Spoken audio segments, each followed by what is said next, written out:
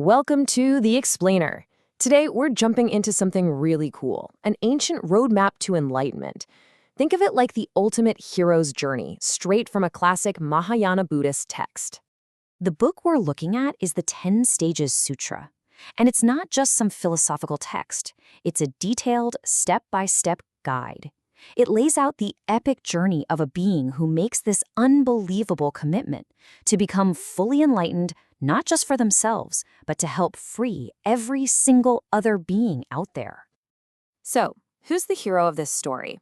It's the bodhisattva. And let's be clear, this isn't some kind of god or mythical being. A bodhisattva is an individual, could be anyone really, who has sparked this incredibly profound and selfless goal. And that goal is going to be their guiding star for, well, countless lifetimes. So imagine this. What if there was an actual map for that?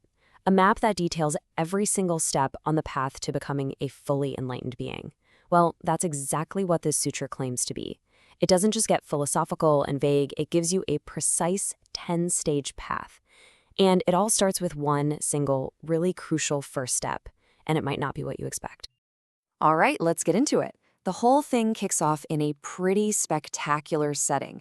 We're not on Earth, but in this celestial palace. The Buddha is there, and he's surrounded by this huge gathering of great bodhisattvas. These are beings who are already way down this path themselves. So the assembly turns to one of the senior bodhisattvas, a guy named Jingangzang, and asks him to lay out the path for them. But here's the twist. Instead of launching into a lecture, he just goes silent. It creates this amazing moment of tension right at the start. Now, you might think he's just refusing to talk, but that's not it at all. His silence actually comes from a place of deep respect. Respect for just how profound and honestly how difficult this teaching is to wrap your head around. And then another bodhisattva, Jie Yue, basically speaks up for everyone in the room. He's like, hey, wise one, you've given us the names of the stages, but now you're just silent? Why won't you explain them? He's saying what everyone's thinking. So Jingangzang finally breaks his silence and explains himself. He says, look, this path, it's the highest, most difficult thing to even conceive of. He's worried that if he just blurts it out, it's so subtle and so far beyond how we normally think that it could actually do more harm than good. You know, it could lead to a ton of confusion and doubt for people who aren't ready for it. But the whole assembly is basically begging him. They say they want to hear his words like a thirsty person longs for water. And, moved by just how sincere they are. And after getting a little nudge, a sign of light from the Buddha himself, Jingangzang finally agrees. He's gonna explain everything. Okay, so after all that buildup, all that dramatic tension, we're finally here. Jingangzang starts to explain, beginning with the very first step, the gateway to this whole incredible journey. And he kicks things off with stage 1, which is called the joyful stage. Now, what's so fascinating about this is where that joy comes from. This isn't like the everyday happiness you get from, a pay raise or something. No, this is a deep, profound, unshakable joy that springs from a massive realization about the path they've just stepped onto. So why are they so joyful? Well, it's because they get it. They've finally found the way. For the first time, they can clearly see the path to becoming a Buddha. They realize they now have the genuine ability to help all beings. They're leaving all the small, worldly stuff behind to become a real refuge for others. It's the kind of joy you feel when you discover your true, ultimate purpose in the universe. And here's where it gets really wild. This joy is so powerful that it just vaporizes our most basic human fears. We're talking fear of being poor, fear of what people think of you, even the fear of death itself. Poof, they're gone. And you might ask, how is that even possible? Well, it's because the bodhisattva is starting to see through the illusion of having a separate self. Think about it. If there's no solid me that you have to protect all the time, what's really left to be afraid of? Okay, so this newfound fearlessness and joy then fuels this unbelievable commitment. It gets formalized into what are called the 10 great vows. And listen, these aren't just simple promises like, I'll be a better person. These are vows on a cosmic scale.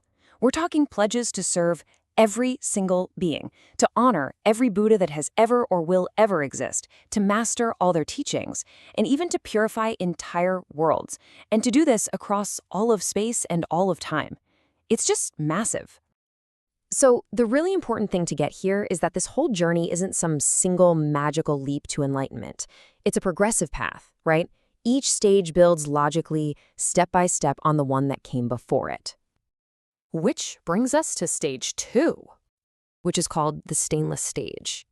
So, after that huge, expansive, cosmic vibe of stage 1, stage 2 brings the focus right back down to earth, to the individual. The idea here is all about purification.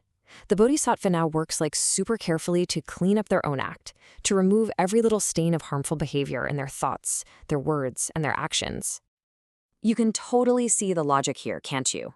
All that boundless, joyful energy from stage 1 gets channeled into the really disciplined work of self-purification in stage 2. It's like you're making yourself a worthy container for this huge task you've taken on. And that's a theme that runs through all 10 stages, all the way from here to developing radiance and on to the final stage, which is called the cloud of Dharma. So, we've only looked at the first 2 steps of this amazing map. But what's the big picture here? What does this ancient journey really tell us? Well, it's showing us that the path isn't just a solo mission to gain wisdom for yourself. It's a journey of uniting 2 absolutely essential qualities: profound wisdom and boundless compassion. It's not enough to just get it. You have to take that wisdom and use it, apply it with this fierce, unshakable compassion to actually help ease the suffering of everyone. The 2 have to go together, always. And the sutra itself gives us this perfect metaphor for the whole process. It says it's like a goldsmith refining gold. Each stage is another step in the process. You're using wisdom, that's the heat, to burn away all the impurities, all the gunk like greed and hatred and confusion. And what's left is the brilliant, pure, precious nature that was hiding underneath it all along. And that really leaves us with something to think about, doesn't it? This ancient map isn't just some dusty old scripture. It's a profound challenge to how we think about personal growth. It's asking us to imagine, what would it mean to walk a path not just for yourself, but for everyone? What if the real point of your own development wasn't just finding your own peace, but was aimed at the happiness and freedom of every living being?